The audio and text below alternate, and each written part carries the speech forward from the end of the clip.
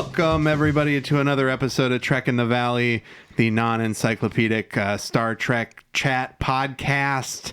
I am your host, Adam Ordall Quinnell, and with me, as always, is... Hey, everybody, it's Al Hirt. What's up? Mr. Al Hirt, everybody. What is up, indeed? I'll tell you what, it's a gloomy day in the Valley. We're here for episode 109 of Trek in the Valley. We're deep into our exploration of Star Trek, the animated series. Let's do a little check-in, Al. What are you thinking so far? With this animated series? Yeah. It's dope. I like it a lot. I think it's a lot of little side ideas or side projects that they had for Trek, but they couldn't quite execute it because it's live action, and now they're just fucking throwing whatever at the wall, Yeah, dude. And we're getting some cool visuals. We get some cool new aliens. We got some lore about Spock and his past life. Or, I mean, not his past life, but his past. Ichaya. Yes. Oh, dead Ichaya. Oh, Ichaya. And then we got that cool, what is it, that bird alien? Yeah, you got that bird alien. It looks like a goddamn Ninja Turtle figure. Yeah. And then the alien with the long neck. Oh yeah, and the alien Eric and Eric's, Mr. yeah. Eric's with the arm in his chest. Yeah, that guy rules. Remember when he was in the stocks and he they had did the third hole? They did the third hole. That was like attention to detail. I sought that out immediately. I was like, did they do 3 holes for Eric? No, it's cool. I like how they are able to do crazier ideas. Yeah, I definitely am still digging it for sure. I felt like I had something else to say. We were talking about Star they can Trek do time dilation. Yeah, they turn them into kids, and all the black and white stuff when they went into the reverse. Yeah, when they went into the reverse zone. Maybe they could have pulled that one off on TV, but then they had to de-age them, and that was impossible. Though. Well, and the episode that we're going to talk about in a little while that today, one's pretty tough. Yeah, I mean they would build huge sets or whatever. Like it would be like a Honey I Shrunk the Kids scenario. So yeah, it's going pretty well. I think I'm digging it. I think that last week we talked about an episode of this show. Oh, yes. And that brings us to our first segment. What does Al remember? See, Al, I almost spoiled it. Yeah, I almost spoiled it by saying the episode title of last week's episode. It has to do. So what was last week's episode called? And while you think of that, I'll think of the very funny, good point that I had earlier that slipped out of my fucking stone head. It's Once Upon a Planet. Boom! There it is, everybody. You can punch out early. I'll do the rest of the podcast myself. You nailed it, buddy. Yeah, it's the one. It's another revisiting one. See, that was the other aspect that I like a lot, is that they revisit places that they've been to in the past. Yeah, man. I don't know if they do that in the original series as much, but this one was not that I can think of. Yeah, no. I think this one was the Alice in Wonderland planet. Is that right? Yes, it's the Shore Leave planet. Shore Leave. From yes, the episode that's right. Shore Leave. And I guess this planet was just designed to be the ultimate shore leave planet and to entertain bipedal folk. Right? And so what happens? They go to the shore. They just have a good shore leave? No. They just have a good uninterrupted shore leave and they all relax? Yeah, we see 14 minutes of them hanging out. Oh, dude. That would be Sulu's drinking a mint julep with Bones. So, yeah, they land and then they all talk about, remember last time we was here in Alice in Wonderland and da-da-da-da-da? And Bones is like, I had a terrible time. And then they see... I had a terrible time. Yeah, and then they see, what is it? They see Alice and the bunny again. And then something happens as they're all relaxing. Oh, yeah. Uhura's just singing over a lake. And then Bones is like, now this is what real architecture looks like. Yeah, there's a plantation. Yeah, his family's racist way back. Yes, and I guess Sulu's doing whatever with the sword or something. But then all of a sudden, I guess the queen says off with his head. and all these people are chasing Bones. I think so, yeah. I think that's what happens. And then he's like, he asks Scotty for an immediate beam up, which I thought was really surprising. And like everybody gets immediately beamed up except for Uhura. Yeah. And she gets kidnapped. By the planet. Yeah, so then the whole twist or the whole shtick of the thing is, and it's really funny too because they land, or the team goes back and lands trying to save Uhura. Yeah. They like, turn the corner or something in the forest, and there's like this big silver like obelisk. And it's like, oh, what happened? And they walk up to it and they're like, the creator is dead. Here lies the caretaker. Oh, the caretaker, yeah. And it was like, oh, obvious. Because in Shore Leave, there was a guy called the caretaker that kind of caretaked, and motherfucker is dead, I guess. And so then they're like, oh, okay, well then something else is, the computer just took over. I want to interject during the recap really quick to say that, remember, this is a show for children, so like they're like, the creator's dead. Anyway, continue. Seriously. So what do they do? The creator's dead. That there's a what's the villain then? The villain's a computer that runs the visuals of the planet. Oh wow! And then there is one really funny part when Bones is pissed and he's like, how are we going to find the way, Sulu? Signs that point the direction, or... Yeah, he snaps at Sulu and then there's a sign. Yeah, like, and Spock's obviously. like, hey, Captain, look, signs that point the direction. They really telegraph that joke, but it's good. It's a good one. And then I guess they go back and they find Uhura. And this is after like all these hijinks of like, them realizing, oh, the planet is thinking about whatever we think about. And then like all of a sudden this two-headed dragon comes out and they're like, okay, wait, who thought of a dragon, let alone that it was two-headed? And then a big cat comes out and then Spock's like, all right, something else is going on. Like, it's obviously not our thoughts. Or no, Spock blames the humans and all three of them, or it's Spock. What is it? I wasn't thinking about Bones and then Kirk and Sulu. Sulu. And they're all like, yeah, I wasn't thinking about that. And then I guess they bait out one of the robots by like pretending to be knocked out. I think it was Spock. And then Kirk follows the robot into the cave, and then they go to the cave. And it's basically like a Landru situation where like they kind of convince the computer that what he's doing is a waste of time, and that like there's no purpose for like him leaving the planet. Yeah, the computer wants to go. The world. The computer wants to go and liberate all of its computers. Brothers. Yes, exactly.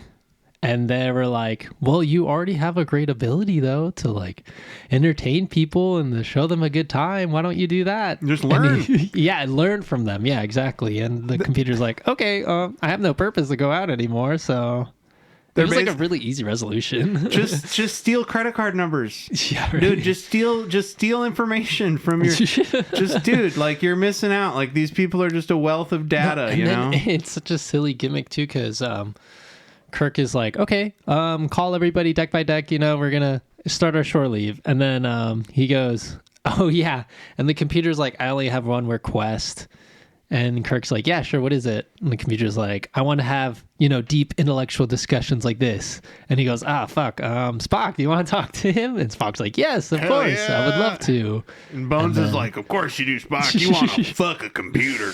No, and so then Spock and Sulu are caught outside, right, with the two-headed dragon.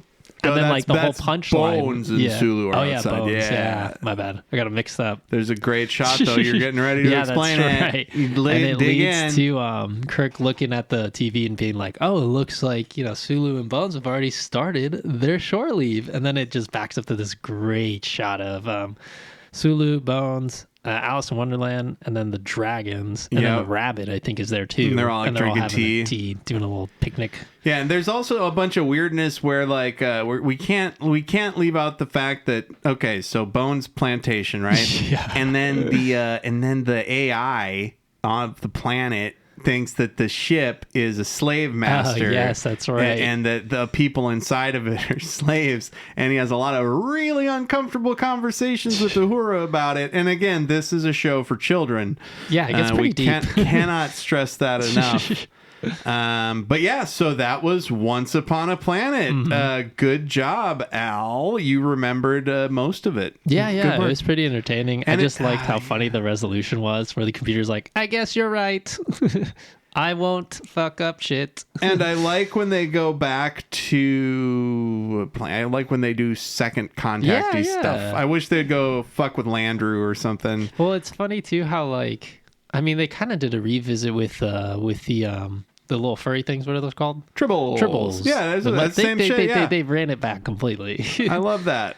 And I mean, they also go back to the eugenics wars with that 50-foot tall fourth generation clone man. So yeah, it's again a fantastic entry in the canon of Star Trek the animated series, which brings us to the second segment of the day that I do not have a theme for yet, where we just talk about the episode. So last week was Once Upon a Planet.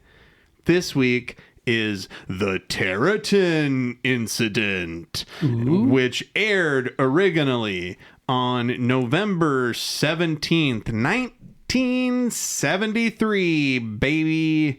A solid 51 and a couple months years ago. So the synopsis from Paramount Plus is the Enterprise crew begins to shrink after radiation exposure. Okay. Yeah. Pretty straightforward. Yeah. It is a spoiler. Yeah, that wasn't really big of a twist either. It's just like, it happens. It is very much a Honey, I Shrunk the Crew situation. It is cool, though, how they resolve the issue. I think that's always so fascinating, is that, like, with the whole Star Trek way, they're, like, breaking down every single, like, section, you know? They're like, why do you think this is happening? Why do you think this is happening? Why do you think this is happening? And Kirk's, like, constantly looking for answers. I think it's crazy because... yes, they're always they really have to get through it. Like you always talk about how condensed they are. Like they basically just tell a regular Star Trek story, but they leave out the B and the C plots for the most part.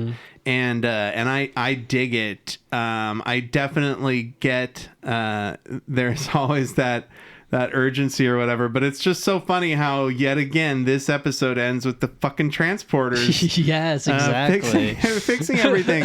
Oh man. And so as all of these episodes open, a beautiful title card with the green planet in the background. This one's by Paul Schneider. I wonder if that's Rob Schneider's dad. Shut up, Paul. Not gonna Google it. Also written by DC Fontana. He's got a writing credit on this. He's been around. And so they're doing a survey of the volume expansion there's like there's a signal coming out of a cloud, like a burnt out supernova. Looks like a space fart as usual. They're mapping a gas cloud basically. And they said they're looking for the cycle of strongest emissions. Get it? Like night nuts. They're getting this weird radio signal.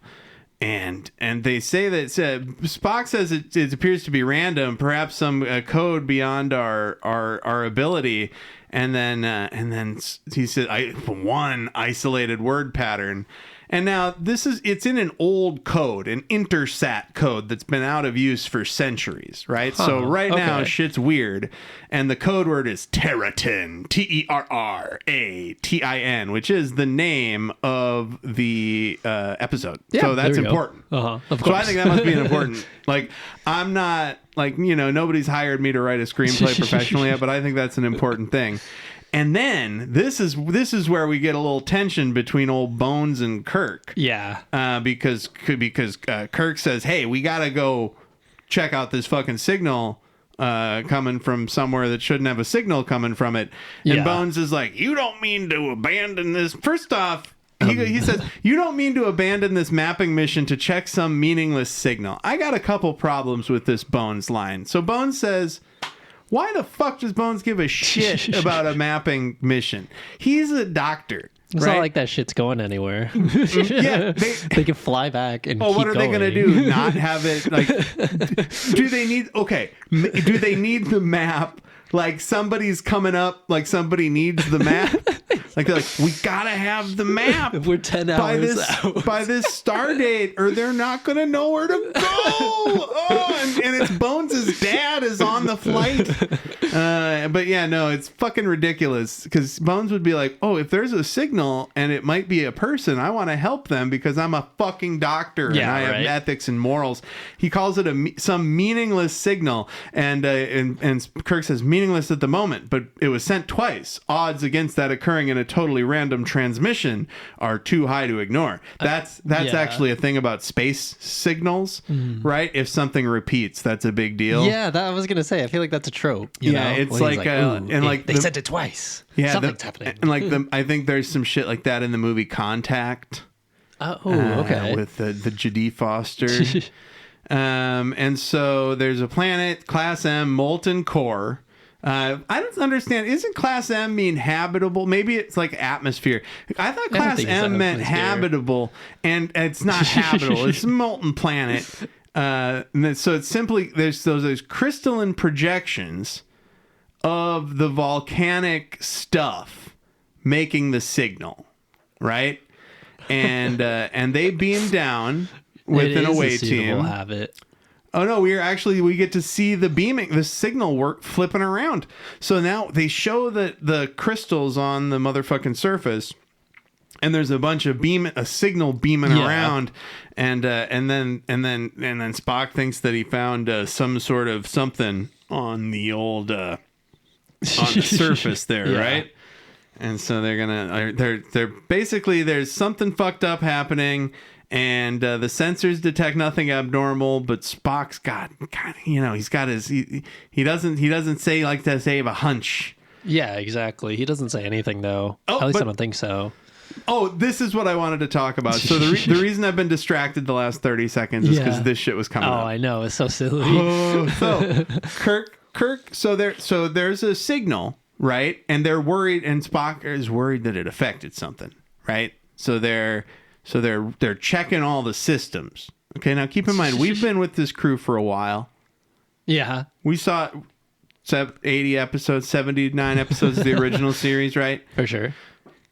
So they used to have a problem on the original series, and they would get like readings from the departments and shit. Yeah. Do you ever remember a time when Kirk was like, hey, Bones, how are the invisible mice reacting to the fucking Romulan signal? Like that's what. So he asks Sulu. Sulu's like everything's functioning properly, and then he goes, Bones, is there anything going wrong with the sensitive animals? And he's like, nah, the gossamer mice are showing no sign of shock. Those are invisible mice. And then Nurse Chapel says, our halo fish is bright as ever, Doctor. Yeah, and it's like more ridiculous. It's just a glowing goldfish that's huge, and it seems to be floating in midair. But I guess it's in a tank, and the animation, it would have been tough. They just cheapened out. It would have been tough to show that. You see the top of the tank, but like it looks like she's in it, which she is later. Spock, that is really strange that he asked that. And then Kirk says, Spock, your X-waves seem... So yeah, Spock had noticed a wave, and they just don't really know what it is, right? And he's like, here, let me check everything. How are the engines? How's the Enterprise? How's the invisible mice? Yeah, is the fish? Yeah, is the halo fish reacting? Yeah, she goes, and the halo fish would change color at any slightest change in temperature. And I was like, I wonder why they hadn't kept that. Yeah, they should have that in. If I ever get to write an episode of anything, I'm gonna have a halo fish in it, Star Trek thing.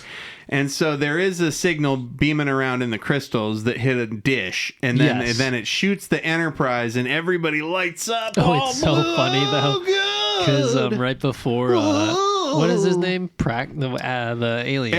Eric's is like, this is totally fine. Let's just go in. And then like right as the beam comes in, he's like, my eyes. Oh yeah, dude, thank you for mentioning that. When Eric's gets blind, it's hilarious. He's like, wait, everything seems to be fine, Captain. Oh, my eyes. Yeah, and everyone just gets lit up. Yeah, and they all literally light up. It's as though they're cartoons that are being shocked by an open power source. They're like, they turn bright white. You don't see their skeletons. Weird. It's weird too, because Kirk doesn't like ask them to do a damage report. He's just like, is everyone okay? I'm fine. Right? And then you hear Uhura do the damage report. Yep. And so there's no casualties. They called it wave bombardment. Yes. And it continues, but it's lessened, right? And so now here's the fucked up thing. All of the dilithium crystals are completely fucked. Like they have... He's like, what are you talking about? They're How toast. are they fucked? They're toast. Those big crystals in there have come apart, each of them unpeeling like the rind of an orange, Scotty says in the Scott. He goes, I don't believe you. Like, and man, then he's like, they just coiled up. There's a great shot in because I don't know what a dilithium crystal is really supposed to look like, right. But I'm pretty sure that ain't it. Like, this is the first time we got a different shot of the engine room too, right? Like, where has that big room of fucking crystals been this whole time? Oh, and this is what's awesome. They're looking at some of the dilithium crystal under a microscope. Yeah. And they see these long chain molecules that look like little spirochetes or whatever. Yeah, it all goes into this little spirals. And so it's all, the dilithium molecules are all fucked up. And Kirk is like, but dilithium molecules are the hardest, most rigid. He says hardest, most rigid. And then somebody's like, Mr. Spock. And I just back to... It's for kids, like him to be like the hardest substance known to man or whatever. And now all of a sudden, all of the engineering people, their instruments are giant. Yeah, this next sequence of events is pretty good. Like, and when I say their instruments are giant, I don't mean they got like a big bass or like a big old drum or something. Yeah, cello. No, it's like it looks like a big pen. Yeah, they're engineering tools. And he goes, the guy goes like, Scotty or Captain, all of our equipment's just massive. And Scotty's then like, Kirk's shut the fuck up. And Kirk is like, hey, Spock, are you slumping? And Spock's like, I do not slump, Captain. But you got shorter too. What the fuck? Well, yeah. And then it cuts to the lady, Uhura, right? And she's talking about how this other person needs assistance in the break room. And then this like panning shot of all the little people. Small people in the break room, and they're like holding a giant cup. Yeah, I like the guy looking in the cup. He's like, With the animation, I think it's funny because it's not a consistent scale. No. Like they like show like one person's very small and the other person's got like a pretty big coffee cup. Like you think the coffee cup would be bigger for how small everybody is. So there's that. There's the good cheap animation of it all that I love. And it's to their advantage too that they're like, oh, we're going smaller in these weird rates. Right. And so they get it down. So they power down all non-essential systems because they got to figure this shit out. And remember, the dilithium crystals are all fucked. Yeah. So they've got everything rerouted through impulse. And as we know, impulse engines suck. Also, too, though, it is funny how they don't first assume they're shrinking. They first assume that everything's growing. Yeah. Man, if I didn't have that spoiler in the Paramount Plus thing, but I thought that was funny. That and Spock immediately says, it's just as likely that we're shrinking, not everything getting bigger. Which is funny because, true. I would probably go with shrinking first. Me I think. Too, yeah. Like, I would never think that everything was expanding around me. Like right now, if I was looking at you and everything expanded around me, I'd be like, "Oh, I'm shrinking, dude." Yeah. I've been there. So my eyes no longer. Eric's is like, I'm too small. My eyes no longer fit the opticals. Okay, so we got to stop this for a second. This rate is really inconsistent, though. Wait, hold on. Why did they? I think it's funny that they did a super oddly sexy Uhura pose here at 8 minutes in. Look at that shit. And Spock's like looking up her dress. It looks like hey, hello, hey, it's only logical. Shut up, Spock. Fuck you, dude. Don't be a creep. No, and it's funny too how Kirk's like, okay, I need an status update on everything, and Eric's just like, I literally cannot see, sir. My eyes are too small for the opticals. Yeah, and Uhura's like, I just pushed this button like 5 minutes ago, and I have to crawl across the board. Yep.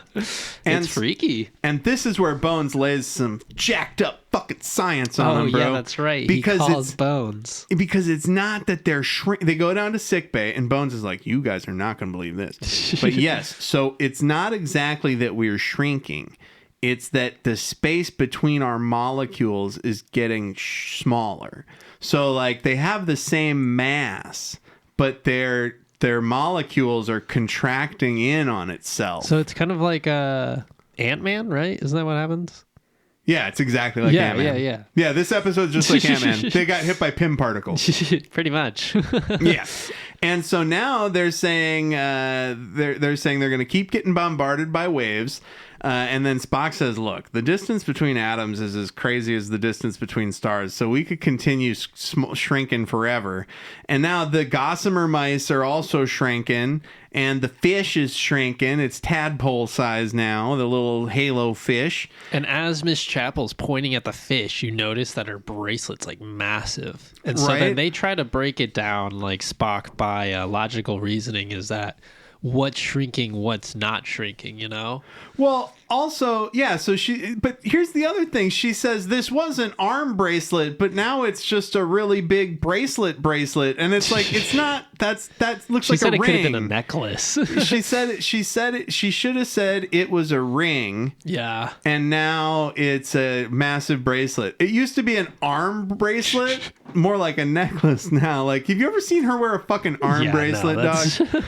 And then Spock says, yet the uniform you wear did shrink because the uniform is made of xenolon, which apparently is a bacterial thing. So. It's a living thing. And then Spock is like, this coral decoration for the aquarium is shrinking, but the meteoric rock is unchanged because it's organic matter. And that's a great shot of Spock behind the rock. Spock, his little head popping up. Like, we did not draw his body. They did not want to draw Spock's shoulders on that one. Yeah, again, this is what I mean, though, by like the crew constantly trying to break down like what the hell's happening to them, because half of it's just like, you know, worry and panic, and the other half is just genuine curiosity of like how this happened to them. Right. And so they're basically saying that the spirochetes, the spirals that they saw in the dilithium, that's like what's kind of happening to them. It's like, and so that's why it fucked up the dilithium, because it was trying to, dilithium's not organic. Yeah. And at this point, organic? The shots get funnier and funnier because they're all shrinking more and more. And so they just have smaller versions of the crew around much larger versions of the buttons and such. Yeah, and Spock has to like lean in with both of his arms to like push a button down. And so they take a hint from the original series, bit of a ticking clock on this, right? Yeah. So they can Spock's done some calculations, and he says that they'll be able to operate the Enterprise with some level of functionality here until they're about a centimeter tall. One centimeter tall. They figure out the math with or they figure out they're shrinking too because of the and now they've got Yep, and because they find out the rate that they're shrinking by studying the helix. Yes, the DNA. And he says, how far will we ultimately shrink? And Spock's like, I don't know, but it's like it's probably pretty small. He's got analysis of the spiroid that's going to take 8 years. And Kirk is like, bypass that analysis. We got 29 minutes for the controls. God damn it. Yeah, and he goes, everybody, we're just going to have to suck it up. We're just going to have to, jerry-rig all these little tools and pieces so we can touch buttons and stuff. It's so great because they've got like ladders made out of toothpicks and shit. And they're climbing up to their controls. Oh, it's great. And then dude, this is a weird character change. Lay it on me. What does Sulu do here, Al? Yeah, because tell the good people out there. You know what? Fuck this. Let's just fucking shoot the planet. Let's use our phasers.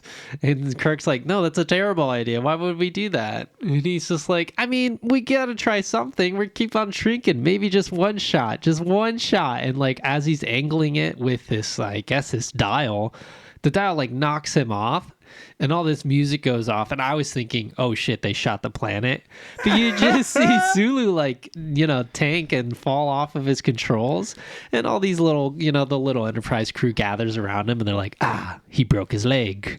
He broke his tiny leg, Jim. They're like, what are we going to do? How are we going to splint it? And it's funny how they resolve this issue too. Sulu goes a little too hard. He does. It's so weird. He's like, what good is it going to do to sit around and not do shit? Just let me shoot the planet. Let me shoot the planet all the time. I can't be small. Sulu's got let's take a pause for a second. In the future, right? Like, imagine all the fucking phobias I could have.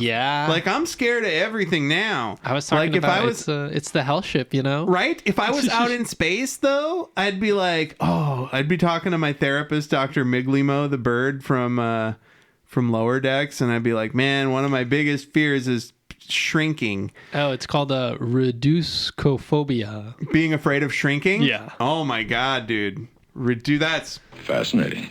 I don't know if that's true, though. This is The Adventures of Figaro Foe. Oh, that's probably just what they called it in some story. Maybe, yeah. But still, it would be scary. And I could see how Sulu would panic. And then he falls and breaks his leg. And they got to get him to sickbay. But they're wee. They're all wee.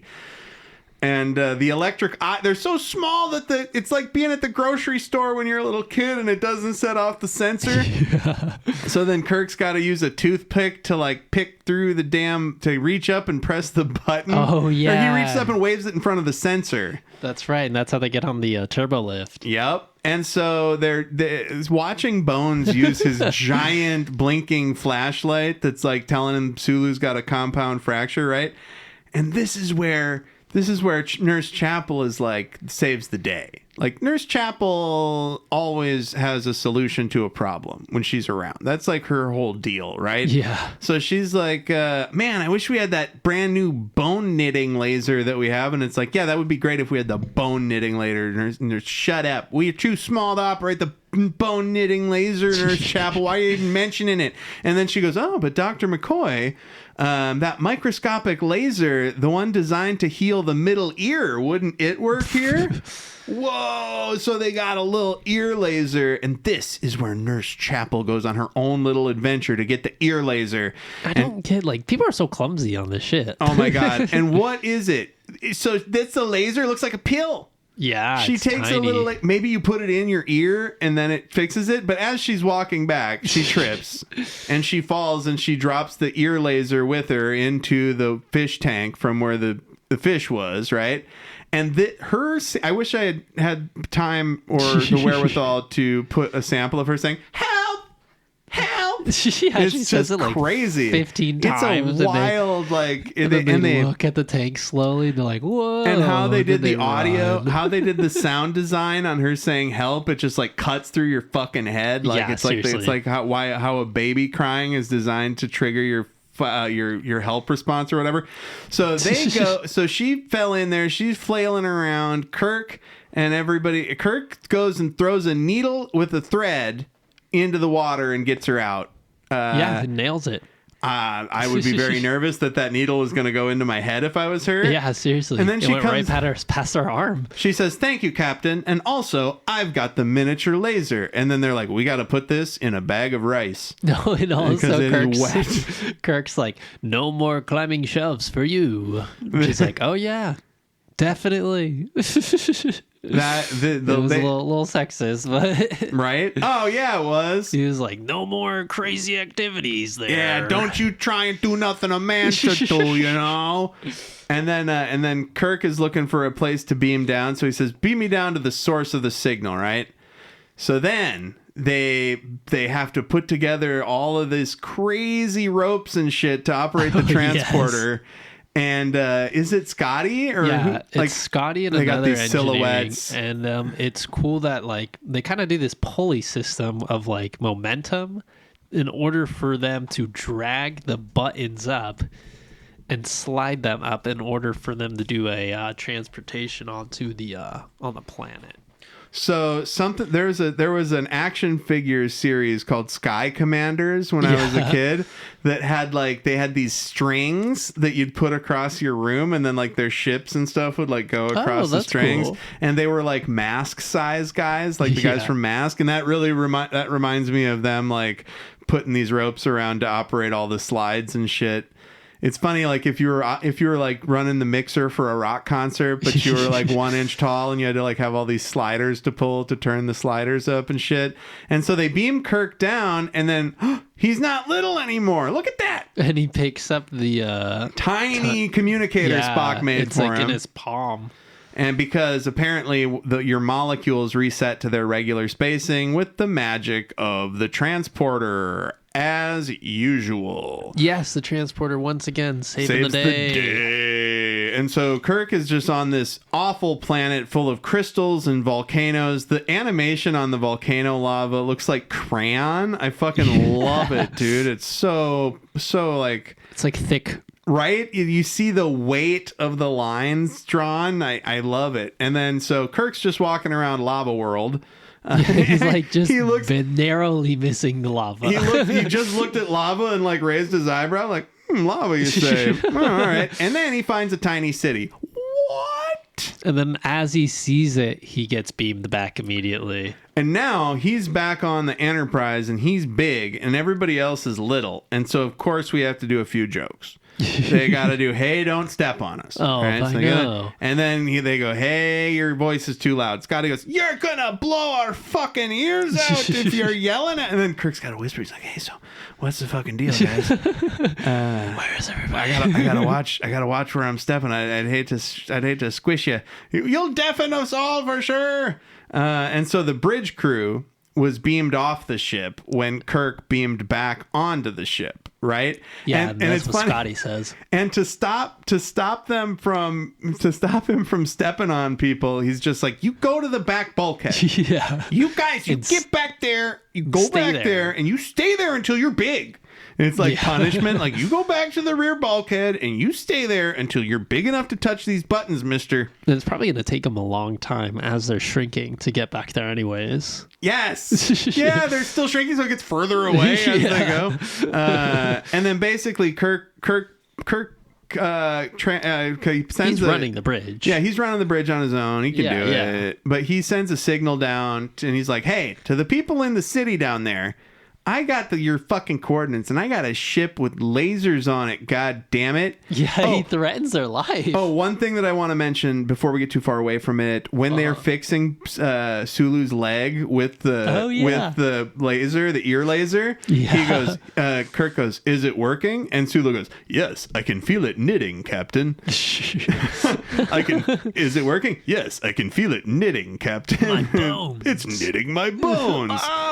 And so Kirk reaches, he goes down, he sends a thing down to the city. He's like, I got your coordinates. I got a ship with lasers. I'm going to blow you up. Where's my bridge crew, motherfuckers? He just conforms to what Sulu was suggesting. Right? And he says, a demonstration in case you doubt it. He blows up a mountain next to them. He doesn't know that mountain isn't full of radiation that gets released when it gets lasered. And so he's saying, hey, you got a minute to give me my bridge crew before we fucking lay it on you. And then he reaches, they get from a guy in a green suit. They're very Irish coded. Yeah. And so what's going on, Al? Oh, the Terratins I've been yelling. Yeah. Oh, no, you're good. The Terratins call and they're like, hey, we are the Terratins.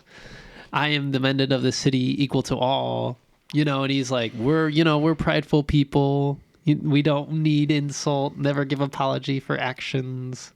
But he's basically pleading to Kirk to save his life and his city's life for dilithium. Yeah, he's saying, look, normally what I did, I had to do. Yeah, I'm not going to apologize for it. That was pretty scummy. But I am sorry for any damage to your ship.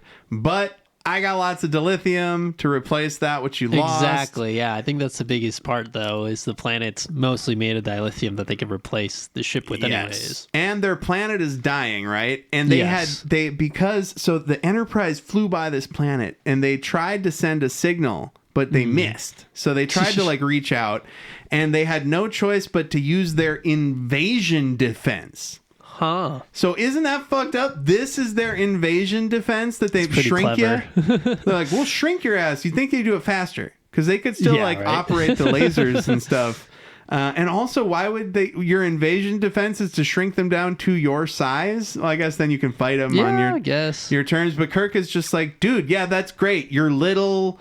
Whatever. Where's my fucking crew? Yeah. And then Sulu and Captain and Mr. Erics are like, we're here. The Terratins beamed us down with their transporters. See for yourself. Yeah, and it's this beautiful shot of this crystal cave looking thing. They must be little because the Terratin transporters beam them down. Yes. Yeah, because they're gonna have to. They get big when they get beamed up by the Enterprise transporters. Exactly. Yes, and the big reason why they had some knowledge of transportation and the beam and all that they've sent is that they're an older society. They're a lost colony. Way back. They're a lost colony. Yeah, you're right. A lost Earth space colony, like from the late 21st century or whatever.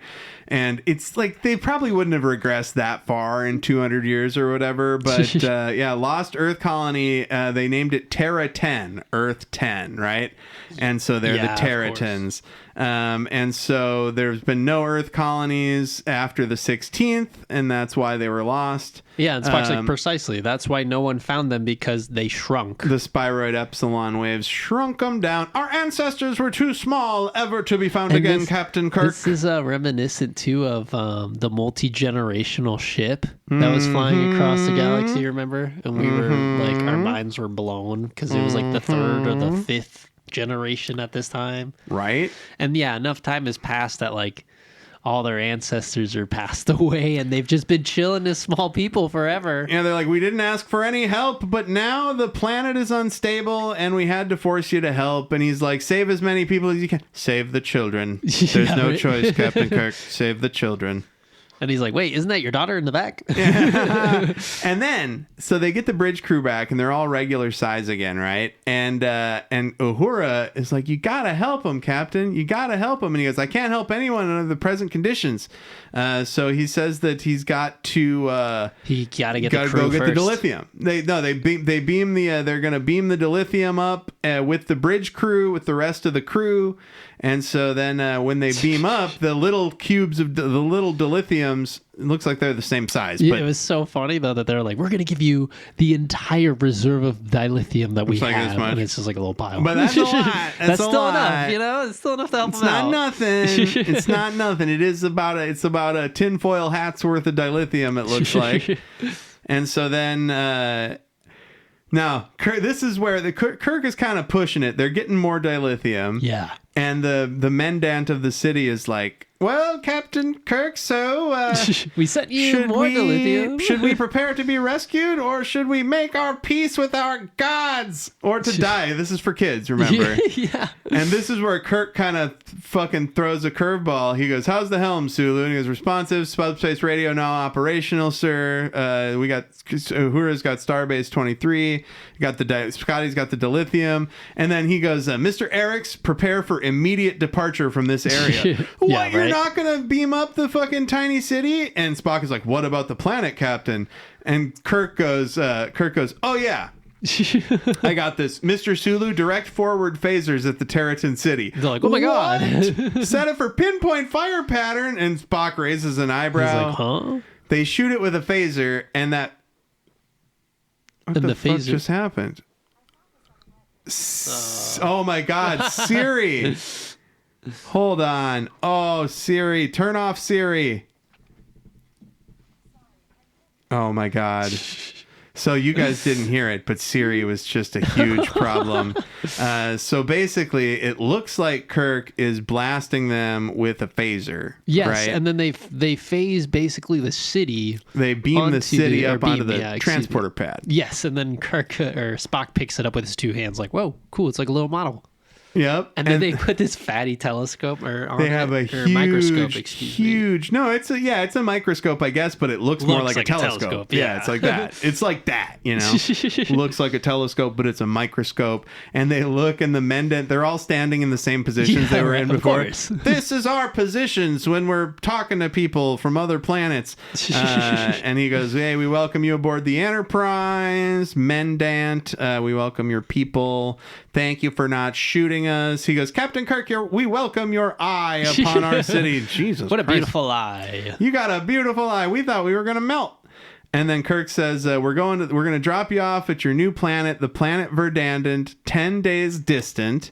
And he goes, is it as beautiful as we are told? And he goes, very beautiful, much like Earth, your former planet. And then basically Mendant is very thankful. No way to repay the debt. And he goes, but at least comes from a meeting of all of our numbers. We name you honorary Terratins. Yay. It's like, yay, you made us honorary little guys. Now and for all time to come. And he goes, we came rather close to making it more than honorary. I'd say about a 16th of an inch close. Wah, wah, wah, wah. Oh, yeah, he and you calls thought it, the episode would end, but then we get the log. yeah, Captain's Log Supplemental. The Lilliputian city is to be taken and relocated on a fertile and well-watered plain. Then we'll be able to call the Terratin Incident closed. Man, that's a lot of pressure, right? Yep. Like, you got to find a place where you're going to put it on a little plain and it's not going to get flooded. You got to make sure it's on a place where there's no animals. Like, what if there's a regular sized cat? You know, what if there's a regular sized cat? Something that knocks it over the table and just explodes. Yeah, dude, I would it just breaks. Like, I mean, I just mean like one. Yes, they definitely have to have somebody carefully watching it on the Enterprise for sure, to make sure nothing bumps it.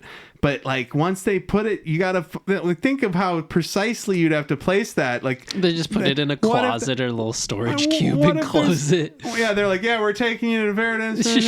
Click. All right. Anyway, so that was the Terratin Incident. What did you think, Al? It was pretty silly. It was fun. I think like silly and really dark. Yeah, though. dude, that's true. It was really dark because a group of people were about to die, a whole planet. Or, I mean, I guess a little section, but still, it was so, it was kind of like Hirt and Here's a Who, you know, a person's a person. And it was funny, too, how, like, the Terratins were like, ooh, our bad, you know, we kind of had to get your attention, and this was the only way. And I thought it was fun how everybody was shrinking, and they had to, like, figure out how to still push the buttons and that would be a huge problem. Run the Enterprise as they were shrinking. That so would be funny. That answers the problem. What if got an Enterprise but small? And also too, just the sequence from the engineering people being like, our tools are too big, and like that whole sequence of the ship finding out that they're shrinking. That was pretty entertaining too. Loved it. I thought it was good. I thought it was interesting that the beam that they were getting hit by, or the signal, was crystalline.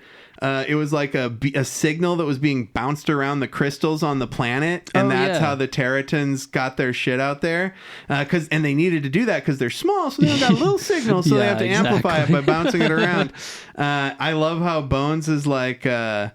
the fucking mice and the fish. That was so silly. It's like if they have a canary in a coal mine, basically. That's what it is. Yeah, it's like, it is funny too, because Kirk goes down the line of like, you know, engineering. How's the engine doing? How's the ship doing? How's the security doing? Okay, what about our pets? Yeah. What about the animals that freak out when they hear a noise? Are they freaking out? Something else I have to mention. Oh yeah. No, the fish is glowing just its normal amount. Spock pronounces data a few times in this as data or data. And it drove me fucking crazy. I think he did it 3 or 4 times. It's absolutely bonkers. The fact that nobody said, "Hey, Leonard, hold on a second, run it back. Did you say data?" That's not how you pronounce it. It's data or data. But yeah, I liked it a lot. I love the clear mice and the fish. And I like that when they talk to why were they all wearing green? It seems like it was leprechaun coated. Yeah. They did sound a little Irish. But yeah, so that's it. That was the Terratin Incident, which was, I forgot to mention, episode 11 of Star Trek, the animated series. And this was episode 109 of Trek in the Valley. And you know what, Al? We've only got time for one more little segment on the show.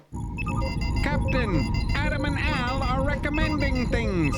I repeat, Adam and Al are recommending things. What do you got for us, Al? Let's see here.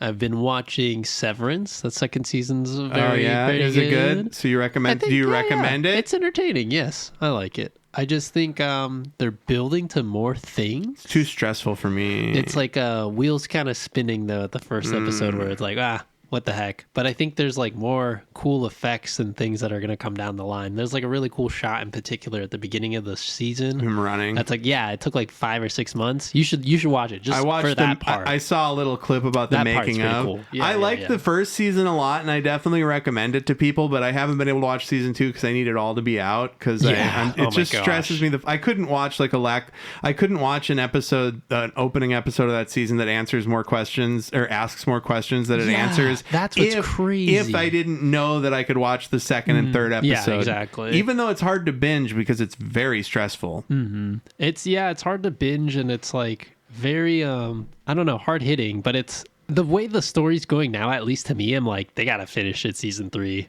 season 4. I don't know. Things are getting really intense, and it's like, the House of Cards feels like it's always about to fall, But that's what makes it so exciting too. Oh, also, Abbott Elementary. I haven't laughed that hard in a really long time. It's pretty funny. It's fucking hilarious. I don't watch 100% of the episodes because good. Like I said, I watch it whenever I'm watching it with my wife because I can't watch a show about people at work. But that's my shit, and every time I watch it, I laugh. Too. They're all so fucking good. Yeah. And yeah, I used to teach freshman comp, and I don't. The idea of I think the teaching is just awful, and they're so. I just feel so bad for them, and it's not their fault. A lot of their problems, so depressing. Obviously, a lot of the problems are always like money issues and this and that, and they're not getting paid enough. Like, I think what is it? Not Jordan Peele, Keegan Michael Key, right? I think he's there's what is it? There's Jordan Peele, and then his other Keegan Michael Key. Yeah, he's in it. He's in it. Yeah, he's good. There's a really funny bit though that he has where he's like the boss of the district managers and stuff, and someone's trying to pitch him a program for a school, and he's like, "Wait, is it free?" And they're like, "No," and he's like, "Oh, I really had a good time, listening to your guys' pitch, but I don't think you should just start with that, Right. And then they're trying to explain to him another pitch, and he's like, "Oh my God, it's so boring. Is it free?" And he's like, "Yeah, it's free." And they're like, "Oh, you should have just started with that." Man. And that's what they always have to do. And everything's just going to get so much worse. Yeah, seriously. Next season is going to be like, the DHS pulled all, or the Department of Education pulled all of our funding. Now and now what? But yeah, God, so your recommendations for this week: Severance and Abbott Elementary. Yep. Good. I'm actually going to recommend an activity. I've been playing disc golf for the last couple months. Hey. And I fucking love it. It's not the most accessible game because you really need like a disc golf course and you got to be able to like get up hills and shit. But if you're the kind of person who goes out and walks around the park or hikes and shit, disc golf is a lot of fun. And the reason I mention it now is because I guess I haven't been out in the last couple weeks. My back's been all fucked up and it's been rainy. But I guess the official disc golf season started. Like, I guess there's a disc golf season because I got an app. I used the UDisc app to track my rounds or whatever. And I got a notification last weekend that was like, celebrate the opening day of disc golf season at one of these parks. And it mentions like the courses I go to. And my brother who like got me back, because I used to disc golf for a couple years way back in my early 20s. And then my brother mentioned that he was interested in it. And I was like, well, I can do that. So we should do that together. And so we've had kind of our run of the courses the last few months because it's been the winter. And I guess he texted me and he was like, so I guess it's the first day of disc golf season because I've had to wait at every tee pad and there's just like 4 fucking groups ahead of me all the time. And like it's going to be so different because we've been playing since December, so we've been playing through the super slow winter season. And sometimes there's people out there, but it's nice, right? Yeah, but now it's going to be fucking crazy, and then it's always embarrassing because I'm not good yet. So you got to like people got to watch you. People got to watch you throw bad. But yeah, so play disc golf, watch Severance, watch Abbott Elementary. Yes, and come back next week when we will be discussing the next episode, which is almost there. Wait, did we already watch The Time Trap? Is that the one where they go backwards? Enterprise and a Klingon ship trapped in a space-time warp where they only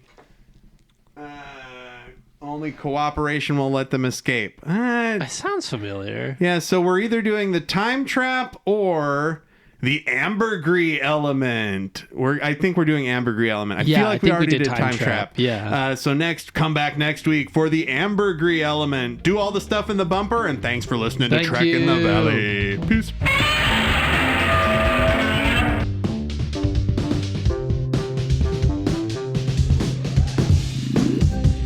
Trek in the Valley is executive produced by Adam Ordall Quinnell and Al Hirt. Theme song by Al Hirt. Recorded by Adam, mixed and edited by Al. Check the show notes for our socials, and you can email the pod at trekinthevalley, all one word, @gmail.com. Like, subscribe, subscribe, review, and always explore strange new fucking worlds.